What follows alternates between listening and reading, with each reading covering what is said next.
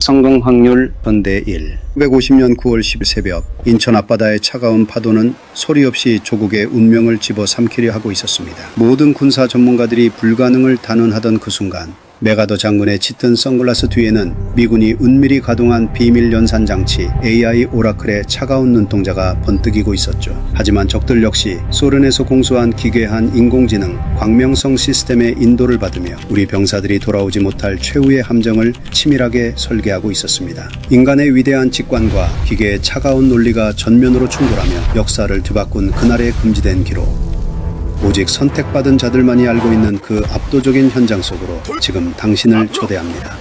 1950년 9월 15일 새벽 2시 30분 칠흑 같은 어둠이 깔린 인천 앞바다의 파도는 유난히 거칠고 차가웠습니다. 상륙 함대의 거대한 철제 선체가 파도를 가를 때마다 발생하는 금속성 마찰음은 고요한 바다의 정적을 무참히 찢어 발기고 있었습니다. 작전명 크로마이트. 인류 역사상 가장 무모하다고 평가받던 그 거대한 도박이 이제 막 주사위를 던지기 직전의 순간이었습니다. 함교 위에서 바다를 응시하던 더글라스 메가더 장군의 모습은 그 자체로 하나의 거대한 석상과도 같았습니다. 그는 트레이드마크인 짙은 선글라스를 끼고 있었는데 칠흑 같은 밤이었음에도 불구하고 그의 시선은 단 한순간도 인천의 해안선을 놓치지 않았습니다. 입에 문 콘 파이프에서는 가느다란 연기가 피어올랐고 바람에 흩날리는 연기는 마치 앞으로 들이닥칠 포연의 예고편처럼 보였습니다. 메가더 장군은 곁에 서 있던 참모에게 이번 작전이 실패할 확률이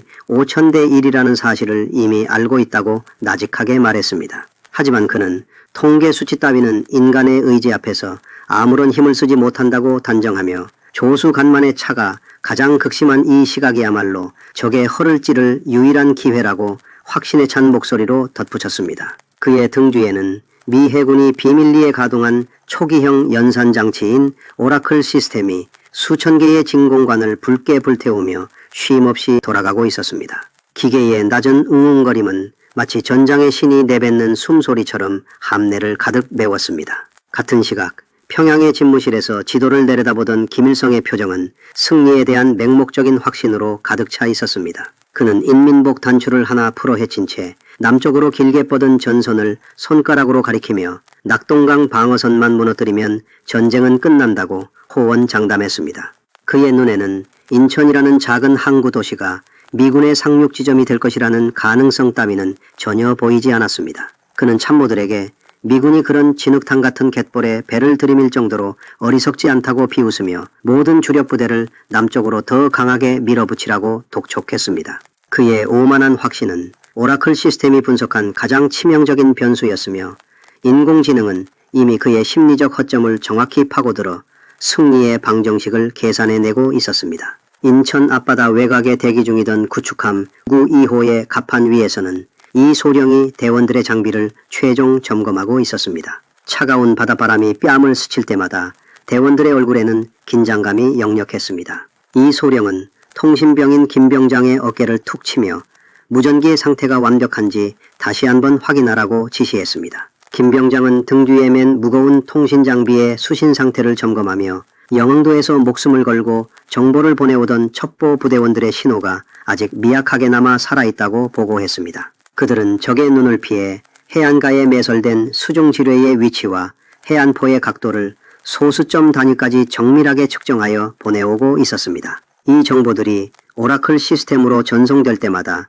함대의 주포들은 보이지 않는 적의 심장을 향해 서서히 총신을 들어 올렸습니다. 새벽 5시 드디어 거대한 포효가 시작되었습니다. 전남 미주리호의 46mm 주포가 화염을 내뿜자 주변의 바닷물은 거대한 충격파에 밀려나며 일시적인 진공 상태를 만들었습니다. 고막을 찢는 듯한 파열음이 공기를 진동시켰고 거대한 포탄이 음속을 돌파하며 하늘을 가르는 소리는 마치 거대한 비단이 찢어지는 듯한 기괴한 금속성을 내며 인천 도심을 향해 날아갔습니다.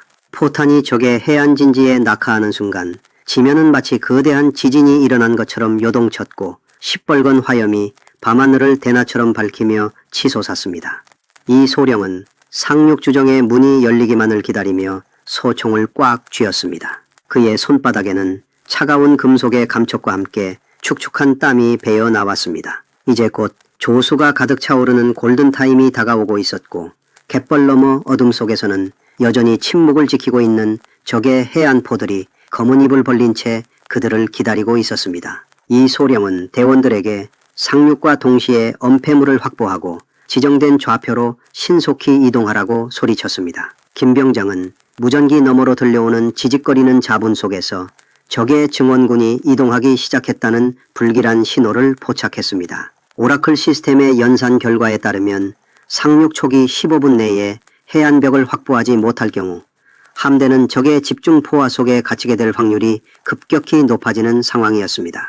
상륙 주정의 바닥이 해안가 모래톱에 닿으며 둔탁 충격이 전 끓어오르는 긴장감을 엉망먼저 차가운 바닷물 속 이 소령의 고는 순간 상공에서는 아군 함대의 함포탄이 공기를 가르는 날카로운 파열음이 이어졌습니다. 포탄이 지면에 충격하는 진동은 발바닥을 타고 온몸으로 전달되었고 주변은 순식간에 화염과 먼지로 가득 차 시계가 제로에 가까워졌습니다.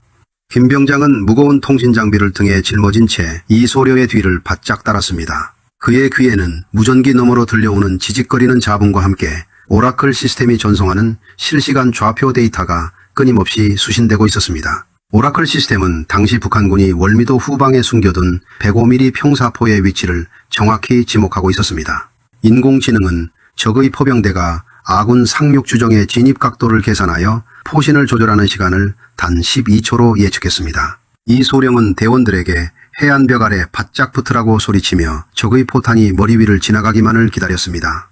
불과 몇 초 후 고막을 찢는 듯한 폭발음과 함께 해안벽 윗부분이 처참하게 부서져 나갔고 파편들이 대원들의 철모 위로 우박처럼 쏟아졌습니다. 이 소령은 먼지 구름 사이로 적의 기관총 진지에서 뿜어져 나오는 예광탄의 궤적을 포착했습니다. 그는 소대원들에게 화막을 형성하며 전진하라고 지시했고 자신은 직접 수류탄의 안전핀을 뽑아쥔 채 적의 참호를 향해 몸을 날렸습니다. 차가운 금속성 폭발음이 참호 내부를 뒤흔들자 비로소 적의 기관총 소리가 멈췄습니다. 김병장은 그 틈을 타 무전기를 움켜쥐고 함대에 연락하여 현재 위치의 좌표를 수정하고 후속 상륙부대를 위한 안전구역을 확보했다고 긴박하게 보고했습니다. 같은 시각 바다 멀리 떨어진 함대의 지휘실에서는 메가더 장군이 담배 파이프를 굳게 깨문 채 오라클 시스템의 모니터를 응시하고 있었습니다. 화면 위에는 이 소령과 같은 최전방 대원들이 보내오는 실시간 첩보들이 복잡한 수식으로 변환되어 흐르고 있었습니다. 인공지능은 인천 시내로 진입하는 도로의 차단 확률을 10%로 상향 조정하며 적의 증원군이 수원 당면에서 이동 중이라는 경고 메시지를 띄웠습니다. 메가더 장군은 곁에 있던 해군 제독에게 하늘에 떠 있는 전폭기들을 즉각 수원가도에 투입하여 적의 발을 묶으라고 단호하게 명령했습니다. 그의 단호한 결정은 기계의 연산과 인간의 직관이 완벽하게 결합된 순간이었습니다. 한편 평양의 지하 벙커에 있던 김일성은 전선에서 들려오는 보고에 당황하기 시작했습니다. 그는 인천에 상륙한 적의 규모가 불과 수백 명에 불과할 것이라고 믿고 싶어 했으며 참모들에게 낙동강의 병력을 빼지 말고 인천의 적들을 바다로 밀어넣으라고 고함을 쳤습니다. 하지만 그의 명령이 하달되기도 전에 오라클 시스템은 이미 북한군의 통신망을 교란하여 현장 부대원들에게 가짜 퇴각 명령을 흘리고 있었습니다. 김일성은 자신의 통계권이 서서히 무너지고 있다는 사실을 깨닫지 못한 채 이미 패배의 구렁텅이로 빠져들고 있었습니다. 해안벽을 넘어 인천 시내로 진입하던 이 소령의 소대는 예상치 못한 암초에 부딪혔습니다. 건물 옥상에 배치된 적의 저격수가 대원들의 전진을 가로막은 것이었습니다. 차가운 콘크리트 바닥에 몸을 밀착시킨 이 소령은 옆에 있던 김대위에게 저격수의 위치를 확인하라고 지시했습니다. 김대위는 망원경을 통해 건너편 2층 건물의 창가에서 번뜩이는 총구를 발견했고 이를 즉시 소대원들에게 알렸습니다. 공기는 긴장감으로 얼어붙었고 누구 하나 숨소리조차 크게 내지 못하는 일촉즉발의 상황이 이어졌습니다. 저격수의 총탄 한 발이 이 소령의 어깨 바로 옆 지면을 파고들며 흙먼지를 일으키던 그 순간 김병장의 무전기에서 예상치 못한 신호가 울리기 시작했습니다. 김병장의 손가락이 땀과 흙먼지로 뒤범벅된 채 PRC-6 무전기의 주파수 다이얼을 다급하게 돌리고 있었습니다. 표준 암호 체계가 북한군의 제밍에 무력화되어 지직거리는 잡음만 가득하던 그 순간 낯설지만 규칙적인 신호음이 날카롭게 고막을 파고들었습니다. 차가운 아스팔트 바닥에 몸을 바짝 밀착시킨 채 저격수의 시선을 피하던 이 소령은 승인되지 않은 주파수에서 들려오는 그 기괴한 신호음의 정체가 무엇인지 김 병장에게 다급하게 물어보았습니다. 김 병장은 진흙이 잔뜩 묻은 수화기를 귀에 밀착시킨 채 떨리는 목소리로 그것이 영흥도에 침투해 있던 켈로 첩보부대원들이 보내는 비상 인증 신호라고 보고했습니다. 아군은 그들이 몇 시간 전 북한군에게 무력화되었을 것이라고 맹신하고 있던 상황이었습니다. 하지만 영흥도의 첩보부대장 임중희는 마지막 순간까지 조국의 품에 안길 준비를 하며 희망의 끈을 놓지 않고 있었습니다. 그는 북한군 해안방어대의 수색망이 좁혀오는 일촉즉발의 상황 속에서 손이 기름 범벅이 되도록 망가진 디젤 발전기를 수리하는 데 온 힘을 쏟고 있었습니다. 연료 파이프가 파열되어 가솔린 냄새가 진동하는 어둠 속에서 그는 첩보원 홍하사에게 발전기가 작동할 1분 정도만 시간을 벌어달라고 나직하게 지시했습니다. 임중희는 부서진 기어 조각을 철사로 고정하며 이 최후의 통신이 성공하지 못하면 인천 항구 전체가 함정이 될 것이라는 공포에 짓눌려 있었습니다. 김 병장은 무전기 너머로 들려오는 짧고 단절된 신호음을 해독하며 입술을 바짝 깨물었습니다. 그것은 단순한 북한군의 병력 이동 보고가 아니었습니다. 이 소령 소대가 서 있던 바로 그 지면에 대한 치명적인 경고였습니다. 저격수가 배치된 2층 건물과 바로 옆 은행 건물 지하에 수십 킬로그램의 고성능 폭약이 매설되어 있으며 아군 후속부대가 진입하는 순간 건물 전체를 붕괴시켜 몰살하려는 적의 치밀한 계획이었습니다. 임중희는 목숨을 걸고 이 정보를 입수하여 발전기가 숨을 거두기 직전에 마지막 한 번의 기회를 통해 아군에게 전송한 것입니다. 이 소령은 이 보고를 듣는 순간 등줄기에 차가운 소름이 돋는 것을 느꼈습니다. 그는 즉시 건물 2층의 저격수를 제압하는 것이 문제가 아니라는 사실을 깨달았습니다. 적들이 원격으로 폭약을 터뜨리기 전에 건물 자체를 물리적으로 붕괴시켜 폭발 체계를 무력화해야만 했습니다. 이 소령은 소총을 바닥에 내던지고 옆에 있던 김대위에게 무거운 3.5인치 로켓포를 준비하라고 목이 터져라 소리쳤습니다. 저격수가 아니라 창문 아래 1층 주 지지대를 겨냥하여 건물 전체를 무너뜨려야 한다고 다급하게 지시했습니다. 김대위는 차가운 금속성이 느껴지는 로켓포 몸체를 어깨에 메고 땀으로 범벅된 손가락으로 발사장치를 꽉 움켜쥐었습니다. 발사 튜브는 차가웠지만 손바닥의 땀 때문에 자꾸만 미끄러지려 했습니다. 조준경 너머로 보이는 건물 1층 지지대는 멀리서 피어오르는 아지랑이 때문에 흐릿하게 보였지만 그는 숨을 깊게 들이마신 후 당하세를 당길 준비를 마쳤습니다. 그의 가슴 속에는 이 한 발이 실패하면 동료 모두가 최후를 맞이할 것이라는 압도적인 책임감이 자리 잡고 있었습니다. 발사 명령과 동시에 로켓포 후반부에서 뜨거운 가스 폭풍이 뿜어져 나오며 엄청난 먼지 구름을 일으켰습니다. 엄청난 물리적 충격파가 김대위의 어깨를 강타했고 육중한 로켓탄이 튜브를 떠나 시속 수백 킬로미터의 속도로 허공을 가르며 날아갔습니다. 로켓탄은 북한군 저격수가 숨어있던 창문 아래 10m 지점의 지지대를 정확히 타격했습니다. 고막을 찢는 듯한 파열음과 함께 시빨간 화염이 건물을 뒤덮었고 강화 콘크리트 지지대가 순식간에 먼지처럼 부서져 내렸습니다. 건물은 잠시 중심을 잃고 비틀거리더니 이내 육중한 굉음을 내며 1층으로 무너져 내렸습니다. 2층에 있던 적의 저격수는 비명조차 지르지 못하고 무너지는 구조물에 깔려 최후를 맞이했습니다. 건물 지하에 매설되어 있던 고성능 폭약들도 엄청난 양의 잔해에 눌려 원격 폭발 장치가 완전히 무력화되었습니다. 엄청난 양의 콘크리트 먼지와 검은 연기가 인천 도심을 가득 메우며 한순간 전장을 칠흑 같은 어둠 속으로 몰아넣었습니다. 하지만 먼지 구름 너머에서는 여전히 적의 기갑부대가 내뿜는 낮은 엔진 우웅거림이 점점 크게 들려오고 있었습니다.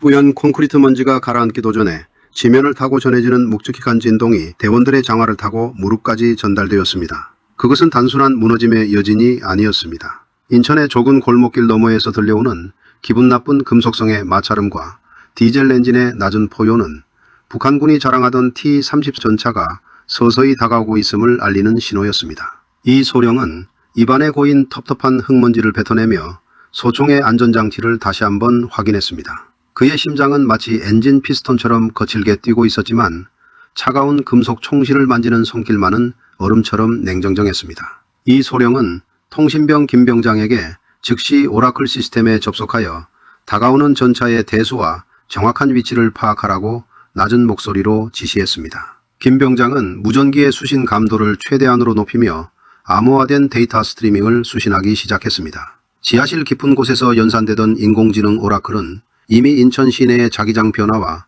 엔진 여론을 감지하여 적의 기갑부대가 2대의 전차와 1대의 장갑차로 구성되어 있다는 사실을 단 3초 만에 도출해냈습니다. 오라클은 이 소령의 헬멧 속 수신기로 적 전차의 주포가 85mm이며 현재 시속 15km의 속도로 이 구역을 향해 포신을 돌리고 있다는 치명적인 정보를 전송했습니다. 먼지 구름 사이로 마침내 적 전차의 검은 총구가 모습을 드러냈습니다. T-34 전차의 육중한 포탑은 마치 먹잇감을 찾는 거대한 짐승의 머리처럼 천천히 좌우로 흔들리고 있었습니다. 궤도가 보도블록을 지식일 때마다 고막을 자극하는 날카로운 금속음이 공기를 찢었습니다. 이 소령은 대원들에게 사격 중지 명령을 내리며 적 전차가 건물 잔해 근처로 충분히 접근할 때까지 숨을 죽이고 기다리라고 신중하게 지시했습니다. 그는 대전차 화기인 바주카포의 탄약이 단 2발밖에 남지 않았다는 사실을 떠올리며 단 한 번의 기회에 모든 것을 걸어야 한다고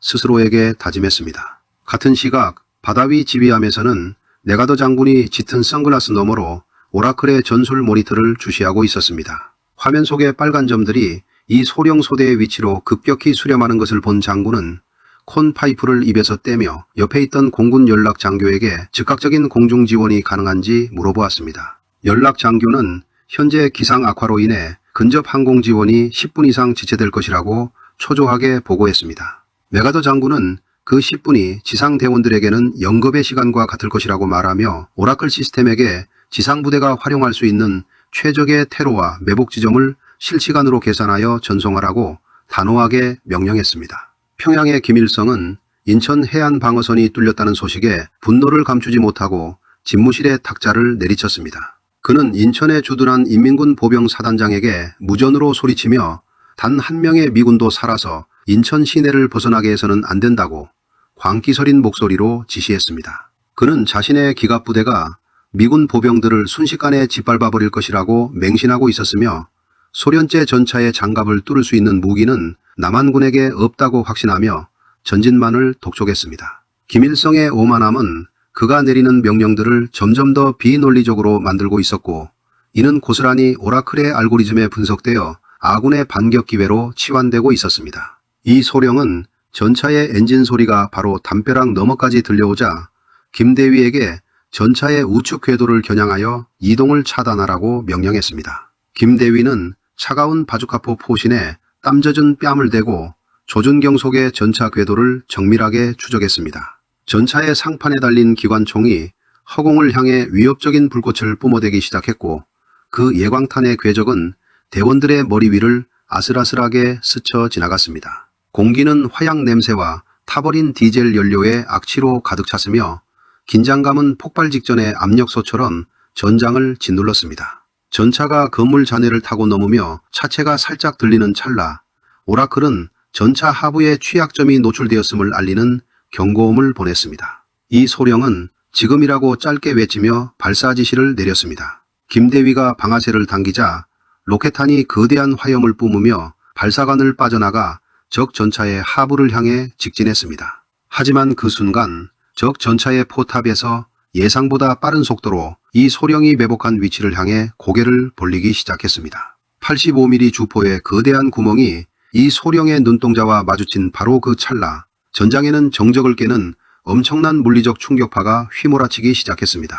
바주카포에서 뿜어져 나온 대전차 로켓탄이 공기의 저항을 뚫고 적 전차의 하부 장갑에 접촉하는 순간은 마치 영겁의 시간처럼 느리게 흘러갔습니다. 금속과 금속이 충돌하며 발생하는 날카로운 마찰음이 고막을 파고들었고 이내 탄두의 신관이 작동하며 전차 내부를 향해 초고온의 금속 제트를 쏟아부었습니다. T-30 전차의 육중한 차체는 엄청난 내부 압력을 견디지 못하고 일순간 위로 들썩였으며 포탑 틈새로는 시뻘건 화염과 검은 연기가 분수처럼 솟구쳤습니다. 전차 내부에 적재되어 있던 85mm 포탄들이 연쇄적으로 반응하며 일으킨 2차 폭발은 주변의 대기를 송두리째 뒤흔드는 거대한 충격파가 되어 이 소령의 온몸을 강타했습니다. 이 소령은 폭발의 압력에 빌려 뒤로 나동그라지면서도 본능적으로 머리를 감싸며 지면의 진동을 온몸으로 받아냈습니다. 눈앞에는 오직 주황색 불꽃과 자욱한 흙먼지만이 가득했고 귀를 찌르는 듯한 이명 때문에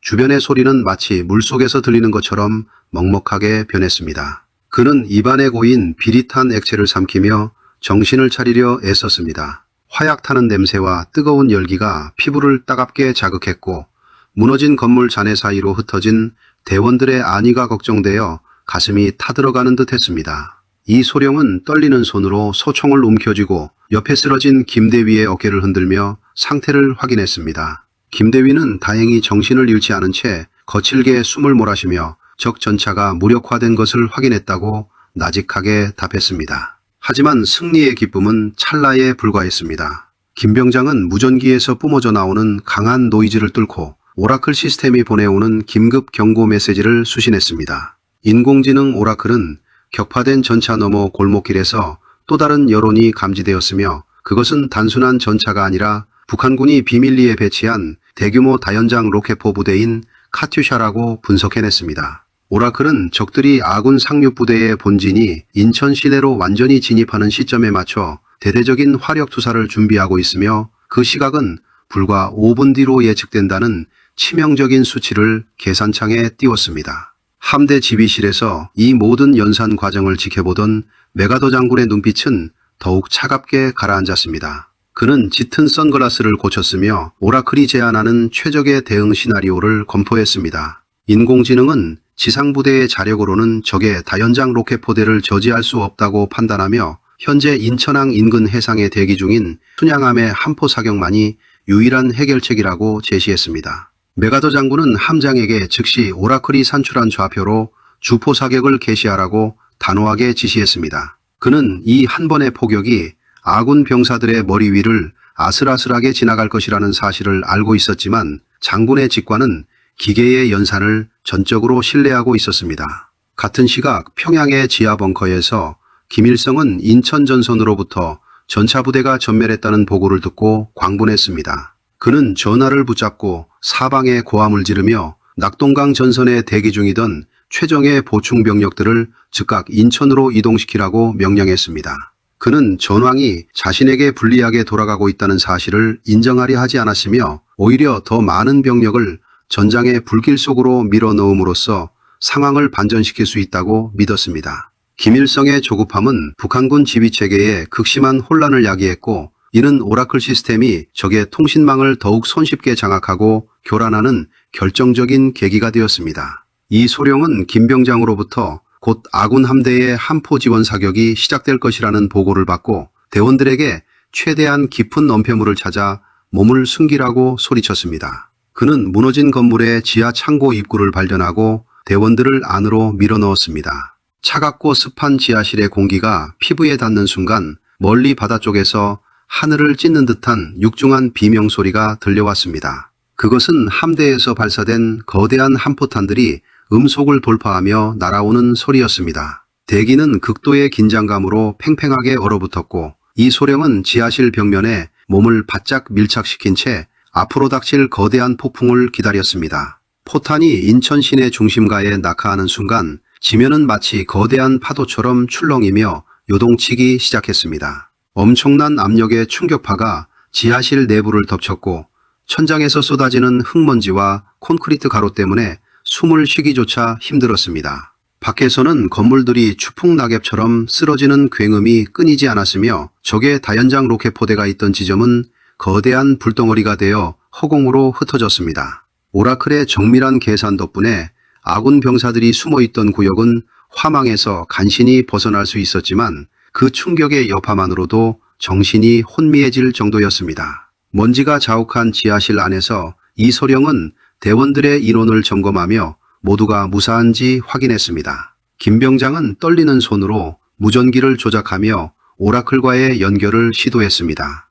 하지만 인공지능은 평소와 달리 불규칙한 신호를 보내오기 시작했습니다. 오라클 시스템의 연산장치 중 일부가 북한군의 예상치 못한 사이버 공격이나 물리적인 전파 방해로 인해 과부하가 걸린 듯 했습니다. 화면 위에는 해독할 수 없는 기호들이 어지럽게 추먹고 그 속에서 오직 한 가지 단어만이 반복적으로 깜빡여 그것은 아군 함대 중 한 척에 탑재된 오라클의 메인 서버실 근처에서 감지된 정체불명의 침투 신호였습니다. 적들이 단순히 지상에서만 저항하는 것이 아니라 아군의 두뇌인 인공지능 시스템 자체를 무너뜨리 보이기 위해 보이지 않는 전장으로 들어왔음을 의미했습니다. 지하시설의 눅눅한 공기가 피부를 타고 흐르는 가운데 이 소령은 무전기 너머로 전해지는 불길한 신호에 신경을 곤두세웠습니다. 기계적인 기계음과 함께 섞여 나오는 노이즈는 단순한 통신장애가 아니었습니다. 함대 지휘함인 마운트 맥킬니오의 깊숙한 곳, 바로 오라클의 메인 서버가 위치한 구역에서 발생한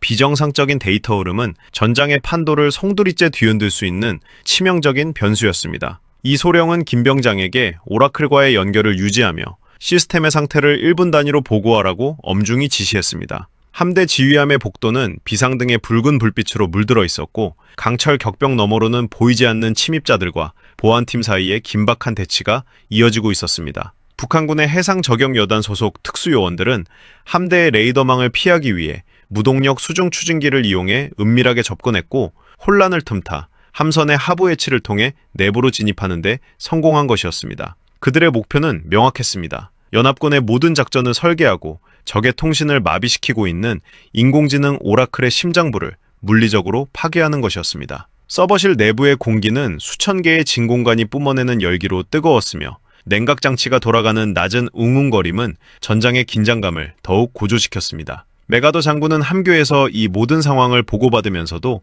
흔들림 없는 자세를 유지했습니다. 그는 보안팀장에게 오라클의 서버실을 사수하는데 모든 전력을 집중하라고 명령하며 만약 시스템이 무력화될 경우 모든 작전 지휘를 수동체계로 전환하겠다고 단호하게 덧붙였습니다. 장군의 목소리에는 인공지능의 연산보다 더 강력한 인간의 의지가 담겨 있었고 이는 혼란에 빠진 함대 요원들에게 다시금 평정심을 찾아주었습니다. 인천 시내의 지하실에서 대기하던 이 소령은 더 이상 이곳에 머무를 수 없음을 직감했습니다. 오라클의 지원이 불안정해진 지금 적들이 전열을 정비하기 전에 유리한 구지를 선점해야만 했습니다. 그는 대원들에게 장비를 챙겨 지상으로 나갈 준비를 하라고 지시했습니다. 밖으로 나가는 계단을 오를 때마다 화약 냄새와 무너진 건물의 분진이 코끝을 찔렀고 멀리서 들려오는 한 포의 여우는 지면을 끊임없이 진동시켰습니다. 이 소령은 소총의 손잡이를 꽉 움켜쥐며 차가운 금속의 감촉이 손바닥에 땀을 식혀주는 것을 느꼈습니다. 지상으로 나온 대원들의 눈앞에 펼쳐진 인천은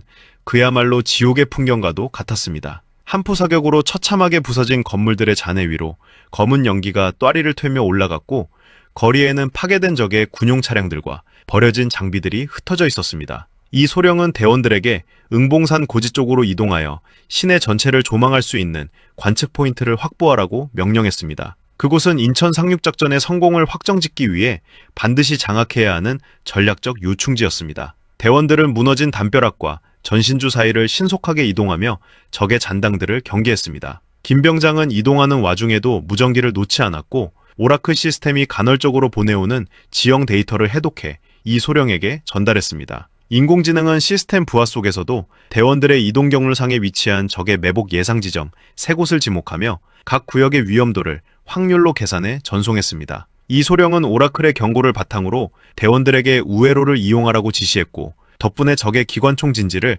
아슬아슬하게 피할 수 있었습니다. 응봉산으로 향하는 가파른 언덕길에 들어섰을 때 공기는 한층 더 무겁게 가라앉았습니다. 우거진 나무들 사이로 적의 저격수가 숨어 있을지도 모른다는 공포가 대원들을 압박했습니다. 이 소령은 소대원들에게 2인 1조로 서로의 후방을 경계하며 천천히 전진하라고 지시했습니다. 그의 장화 아래에서 바스라지는 나뭇가지 소리가 마치 적의 방아쇠를 당기는 소리처럼 예민하게 들려왔고 뺨을 스치는 차가운 바람은 긴장감에 젖은 피부를 서늘하게 만들었습니다. 같은 시간 평양의 김일성은 인천의 상황이 절망적이라는 사실을 비로소 깨닫기 시작했습니다. 그는 통신장교에게 인천 방어사령부와의 연락이 왜 끊겼는지 고함을 치며 물었지만 돌아오는 대답은 오라클의 교란작전으로 인해 모든 주파수가 마비되었다는 절망적인 보고뿐이었습니다. 김일성은 책상 위에 놓인 지도를 거칠게 쓸어버리며 남은 기갑병력을 모두 동원해 인천으로 향하는 가도를 봉쇄하라고 광기 어린 지시를 내렸습니다.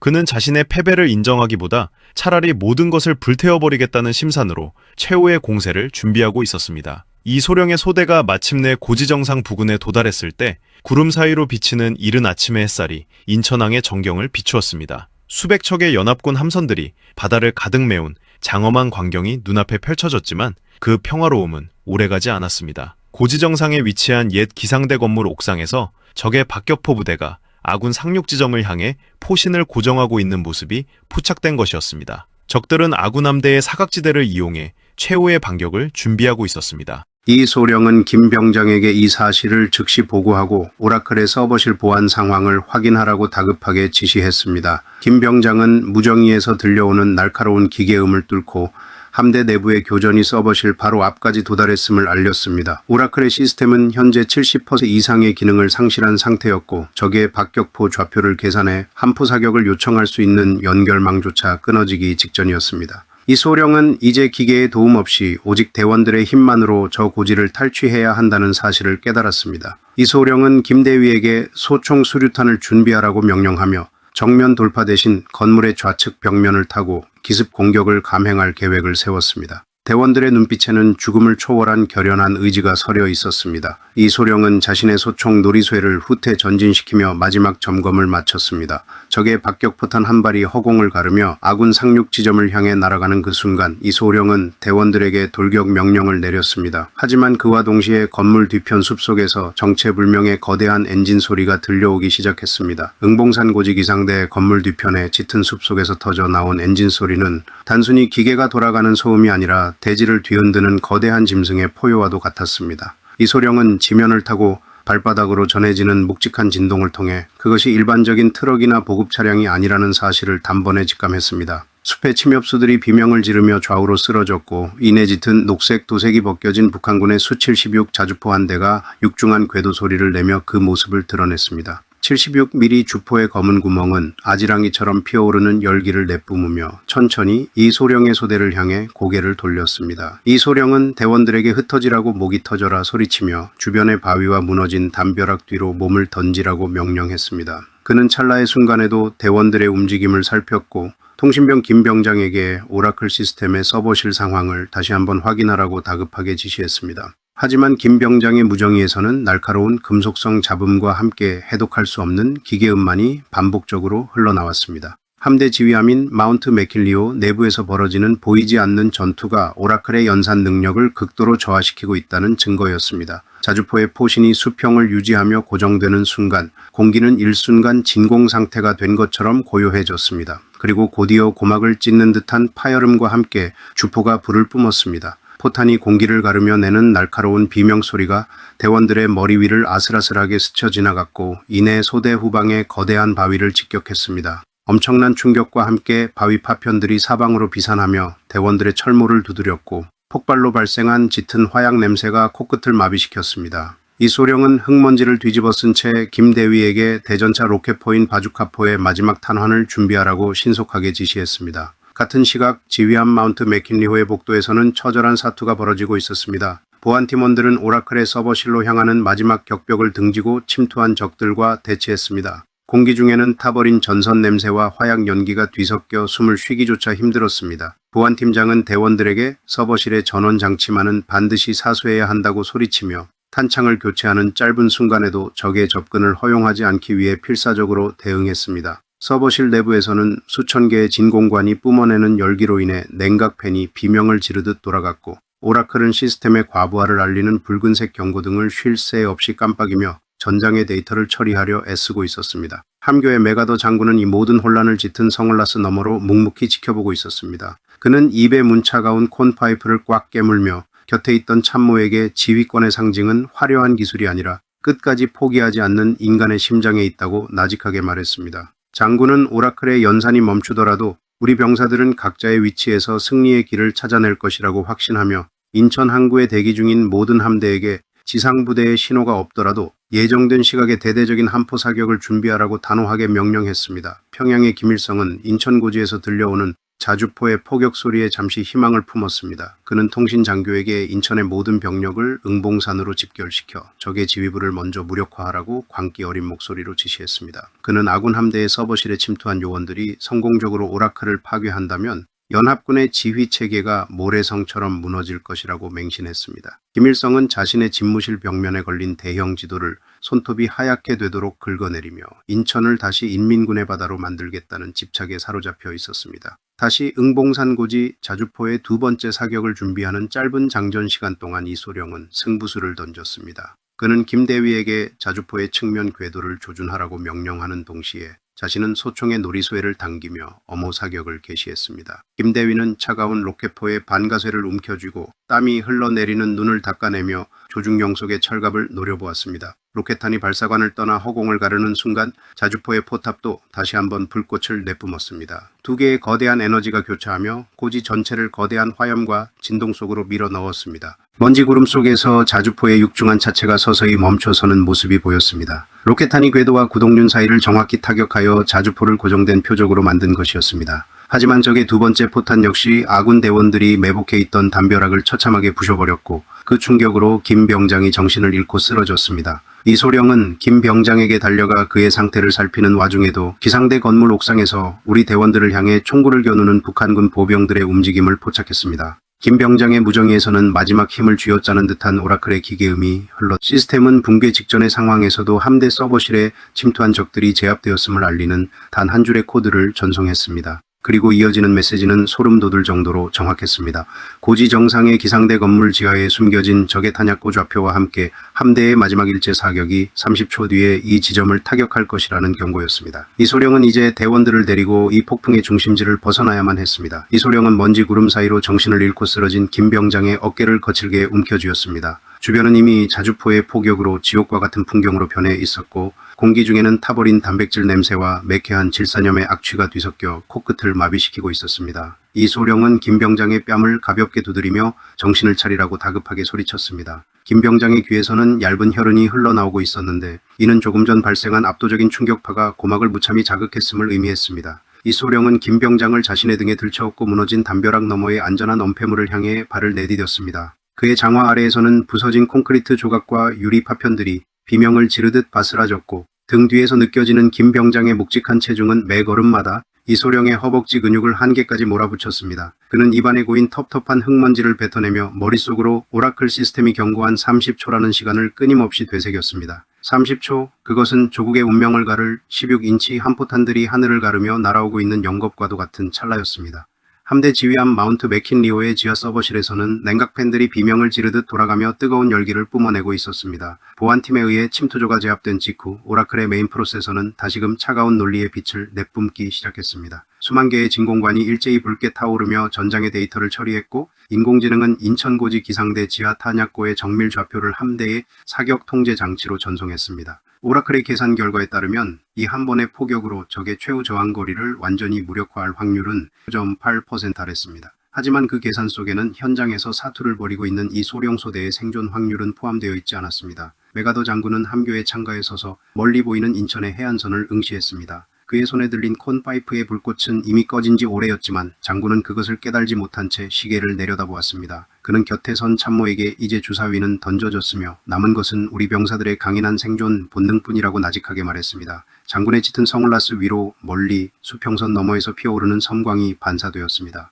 그것은 순양함과 전함들이 일제히 주포를 발사하며 내뿜은 승리의 불꽃이었습니다. 1000kg에 달하는 거대한 한포탄들이 음속의 몇 배에 달하는 속도로 허공을 찢으며 날아오기 시작했습니다. 그 소리는 마치 하늘 위를 거대한 화물 열차가 달려가는 듯한 육중하고도 공포스러운 굉음이었습니다. 이소룡은 그 소리를 듣는 순간 온몸에 털이 곤두서는 소름을 느꼈습니다. 그는 김 병장을 바닥에 내려놓고 김 대위와 함께 주변에 있던 커다란 바위 틈새로 몸을 던졌습니다. 그는 대원들에게 입을 벌리고 귀를 막으라고 명령하며 지면의 진동을 최소화하기 위해 몸을 바닥에서 살짝 띄운 채 웅크렸습니다. 포탄이 기상대 건물을 타격하는 순간 세상의 모든 소리가 일시에 사라진 듯한 정적이 찾아왔습니다. 그리고 곧이어 인류가 만들어낸 가장 강력한 물리적 충격이 인천 고지를 덮쳤습니다. 지면은 마치 거대한 파도처럼 출렁이며 액체처럼 요동쳤고 고지 정상에 있던 옛 기상대 건물은 단 1초 만에 먼지조차 남기지 않고 허공으로 분해되었습니다. 지하에 숨겨져 있던 적의 탄약고가 연쇄적으로 반응하며 일으킨 2차 폭발은 지옥의 문이 열린 듯한 거대한 불기둥을 만들어냈습니다. 시빨간 화염이 수백 미터 상공으로 치솟으며 밤하늘을 대낮보다 밝게 비추었고 그 열기는 수백 미터 떨어진 이소룡의 피부를 태울 듯이 자극했습니다. 엄청난 압력의 후폭풍이 이 소령의 등을 강타하며 주변의 나무들을 성냥개비처럼 부러뜨렸습니다. 그는 거대한 파도에 휩쓸린 조각배처럼 지면 위를 굴러다녔고 머리 위로는 거대한 콘크리트 덩어리와 적의 장비 파편들이 비처럼 쏟아졌습니다. 공기는 일순간 진공 상태가 되어 숨을 쉬려 할 때마다 폐부가 타들어가는 듯한 고통이 전해졌습니다. 이 소령은 의식을 놓지 않기 위해 자신의 입술을 피가 나도록 깨물며 이 지독한 폭풍이 지나가기만을 기다렸습니다. 폭발의 여운이 가라앉고 자욱한 연기만이 남은 전장에는 기이한 정적이 찾아왔습니다. 이 소령은 천천히 고개를 들어 주변을 살폈습니다. 응봉산 고지 정상은 형체를 알아볼 수 없을 정도로 깎여나갔고 적의 자주포와 보병들이 있던 자리는 오직 검게 그을린 흔적만이 남았습니다. 그는 흙먼지를 털어내며 김 병장의 상태를 확인했습니다. 김 병장은 다행히 가쁜 숨을 몰아쉬며 서서히 의식을 되찾고 있었고 김대위 역시 피투성이가 된 얼굴로 엄지손가락을 치켰으며 살아있음을 알렸습니다. 이 소령은 비틀거리며 일어나 고지 정상으로 향했습니다. 적의 저항은 완벽하게 끝난 것처럼 보였습니다. 하지만 그가 무너진 기상대 건물의 지하실 입구 근처에 도달했을 때 김 병장의 무정의에서 다시금 해독할 수 없는 기괴한 비명소리가 터져 나왔습니다. 그것은 오라클 시스템이 보낸 신호가 아니었습니다. 북한군의 통신망도 아니었습니다. 그것은 마치 수천 개의 무정의가 동시에 켜진 듯한 날카로운 고주파 신호였으며 그 신호의 근원지는 바로 발 아래 처참하게 파괴된 지하 벙커의 깊숙한 틈새였습니다. 이 소령은 소총을 단단히 고쳐쥐고 김대위에게 경계를 지시하며 지하로 통하는 계단을 내려갔습니다. 무너진 벽면 틈새로 새어나오는 희미한 전등 불빛 아래로 그는 믿을 수 없는 광경을 목격했습니다. 적의 지휘소였던 그곳에는 북한군의 흔적 대신 오라클 시스템과 놀라울 정도로 유사한 형태의 진공관 장치들이 기괴한 열기를 내뿜으며 돌아가고 있었습니다. 그리고 그 장치의 중앙 모니터에는 메가더 장군의 얼굴과 함께 아군 함대의 실시간 위치가 붉은색 좌표로 선명하게 표시되고 있었습니다. 북한군 역시 우리가 상상하지 못한 보이지 않는 조력자의 지원을 받고 있었다는 증거였습니다. 그때 지하실 안쪽의 어둠 속에서 차가운 금속성 마찰음이 들려왔습니다. 누군가 숨을 죽인 채 이 소령의 심장을 겨누고 있다는 강력한 살기가 느껴지는 순간이었습니다. 어둠 속에서 마침내 모습을 드러낸 자는 북한군 경보병 여단 소속의 박소령이었습니다. 그는 먼지와 화약 가루로 범벅이 된 얼굴을 흉측하게 일그러뜨리며 이 소령을 향해 차가운 토카레프 권총의 총구를 정면으로 겨누고 있었습니다. 박소령은 낮은 목소리로 자신들도 위대한 지능의 인도를 받고 있으며 이 전쟁의 승자는 이미 연산이 끝난 상태라고 단호하게 말했습니다. 그는 미군의 상륙은 거대한 함정 속에 스스로 발을 들이민 꼴이라며 비릿한 미소를 지었습니다. 박소령의 눈빛은 이미 인간의 그것이 아니었습니다. 그는 광명성 시스템이 주입한 맹목적인 승리의 확신에 사로잡힌 채 자신의 생명마저도 연산의 재료로 바칠 준비가 되어 있는 기계적인 투사와도 같았습니다. 이 소령은 그의 눈동자가 미세하게 떨리는 찰나를 놓치지 않았습니다.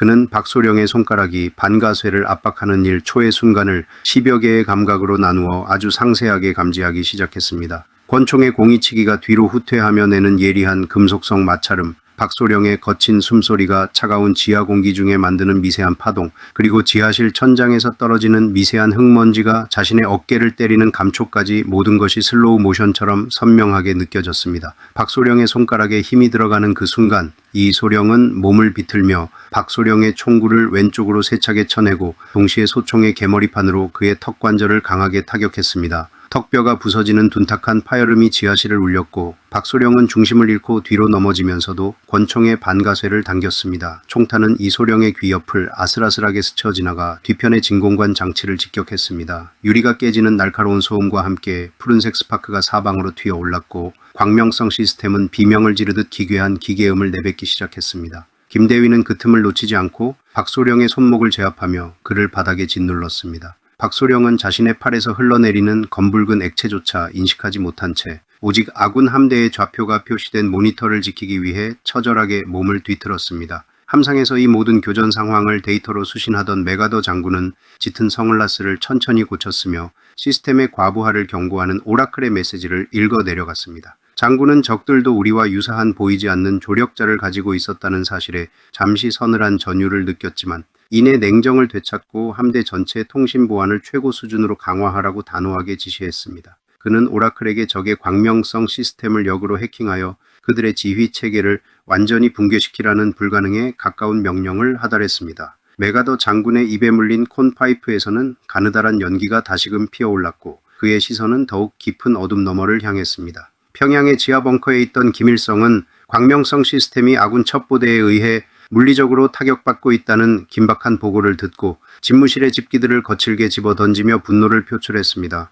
그는 인천의 운명이 인공지능의 연산이 아니라 인민군의 육탄 방어에 달렸다고 미친 듯이 소리치며 수천 명의 최정예 병력을 응봉산 고지 정상으로 즉각 투입하여 모든 흔적을 끝내버리라고 광기 어린 명령을 내렸습니다. 그는 자신의 설계가 무너지고 있다는 사실을 인정하지 못한 채 이미 돌이킬 수 없는 최후의 공세를 준비하고 있었습니다. 지하실 내부에 설치된 광명성 시스템이 과부하로 인해 폭발적인 스파크를 연달아 일으키기 시작했습니다. 이소령은 박소령을 제압한 채 그를 끌고 신속히 밖으로 나가려 했으나 장치의 메인 서버에서 들려오는 기괴한 기계음이 그의 발길을 붙잡았습니다. 그것은 단순한 고장음이 아니었습니다. 자폭을 암시하는 날카로운 경고음이 지하실 전체를 뒤흔들고 있었고 그와 동시에 기상대 건물 지하 깊은 곳에서 거대한 기계 장치가 위로 솟아오르는 소름 끼치는 금속음이 들려왔습니다.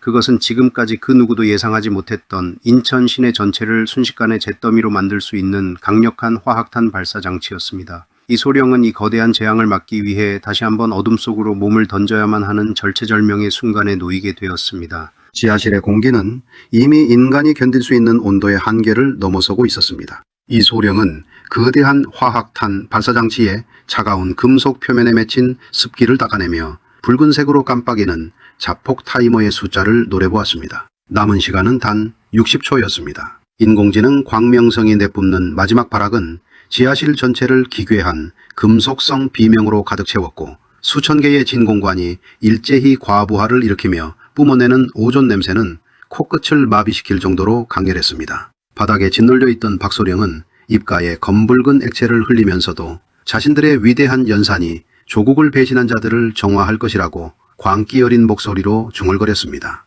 이소령은 그의 말을 가차없이 무시하며 김대위에게 장치의 하부 지지대를 고정하고 있는 주 전력선을 차단하라고 신속하게 명령했습니다. 김대위는 땀으로 범벅이 된 손으로 단단한 구리전선을 움켜쥐었고 차가운 대검의 날을 세워 단숨에 회로를 끊어버렸습니다. 전선이 잘려나가는 순간 고막을 찢는 듯한 불꽃과 함께 푸른색 스파크가 사방으로 튀어올랐으며 지하실은 잠시 칠흑 같은 어둠 속에 잠겼습니다. 그 찰나의 정적 속에서 김병장의 무전기가 다시금 날카로운 고주파 신호를 내뿜기 시작했습니다. 함대 지휘함의 서버실을 탈환한 오라클 시스템이 마지막 힘을 쥐어짜 전송한 해킹 코드였습니다. 인공지능 오라클은 광명성의 논리 회로를 강제로 단절시키기 위한 최후의 명령어를 주파수에 실어보냈고 김병장은 떨리는 손으로 무전기의 수신 안테나를 장치의 메인 서버 본체에 직접 접촉시켰습니다. 기계와 기계가 충돌하며 발생하는 날카로운 마찰음이 지하실을 뒤흔들었고 이내 자폭을 예고하던 붉은 타이머가 5초를 남겨둔 채 힘없이 꺼져버렸습니다. 이소령은 폐부 깊숙이 고여있던 뜨거운 숨을 천천히 내뱉으며 소총의 총구를 낮추고 무너진 벽면 너머로 비춰오는 새벽빛을 바라보았습니다. 거대한 재앙의 불씨였던 화학탄 발사장치는 이제 차가운 고철 덩어리에 불과했고 지하실을 가득 메웠던 기괴한 열기도 서서히 식어가고 있었습니다. 그는 조국의 영웅들이 목숨을 걸고 지켜낸 이 땅이 단지 기계의 연산에 의해 사라지게 둘 수 없었다고 스스로에게 단정적으로 말했습니다. 1950년 9월 15일 오전 7시 3분 인천의 바다 위로 붉은 태양이 장엄하게 솟아올랐습니다. 메가더 장군은 함교에서 짙은 선글라스를 천천히 벗어 주머니에 넣고 안개 너머로 선명하게 보이는 응봉산 고지의 태극기를 묵묵히 응시했습니다. 그는 곁에 선 참모에게 이번 작전의 성공은 오라클의 계산이 아니라 계산할 수 없는 인간의 용기가 만들어낸 기적이라고 나직하게 보고했습니다. 장군의 입에 물린 콘파이프에서는 승리의 향기를 담은 가느다란 연기가 평화롭게 피어올랐고 함대의 주포들은 비로소 그 거대한 포신을 낮추며 영광의 침묵에 들어갔습니다.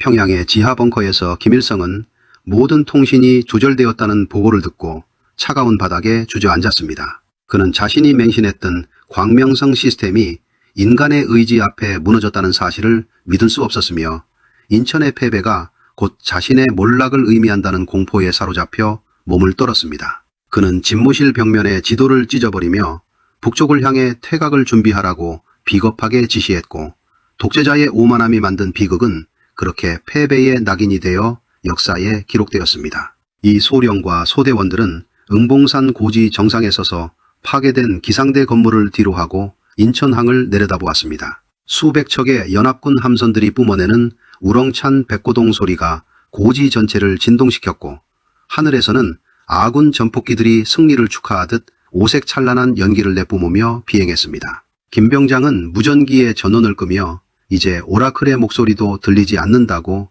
나직하게 말했고, 이 소령은 그것이야말로 진정한 평화의 시작이라고 답했습니다. 작전 종료 후 미군 수뇌부는 오라클과 광명성이라는 인공지능의 존재를 역사 속에서 완벽하게 지워버렸습니다. 1950년의 기술력으로는 도저히 설명할 수 없는 이 보이지 않는 전쟁의 기록은 펜타곤 깊숙한 곳에 1급 비밀로 봉인되었습니다. 하지만 인천의 흙먼지 속에 섞여 있는 그날의 코드는 여전히 조용히 숨쉬고 있으며, 우리가 누리는 평화의 배후에는 이름 없는 영웅들의 뜨거운 심장이 있었음을 증언하고 있습니다. 이 소령은 소대원들과 함께 조국의 품에 안기지 못한 전우들을 향해 엄숙하게 거수경례를 올렸습니다. 산화하여 별이 된 동료들의 희생은 인천의 파도 소리와 함께 영원히 흐를 것이며, 그들이 지켜낸 992m의 조수간만 차는 이제 기적의 상징으로 남게 되었습니다. 이 소령은 다시 한번 자신의 소총을 단단히 고쳐쥐고 서울 수복을 향해 힘찬 발걸음을 내디뎠습니다.